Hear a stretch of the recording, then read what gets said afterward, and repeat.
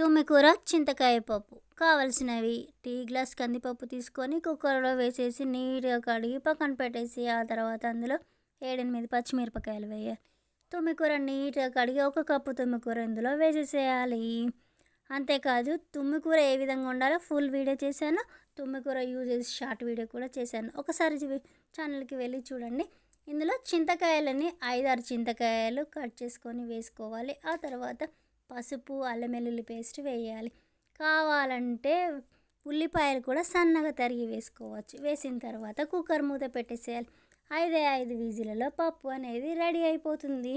అంతే, పప్పులో తాలింపు పెట్టేసుకుంటే తుమ్మికూర చింతకాయ పప్పు అనేది రెడీ అయిపోతుంది. తాలింపుకు ఎండుమిరపకాయలు, వెల్లుల్లి, జీలకర్ర, ఆవాలు, పసుపు వేసి తాలింపు చేసేసేయాలి. అంతే, తుమ్మికూర చింతకాయ పప్పుతో జేకే క్రియేటివ్ థాట్స్ ఛానల్.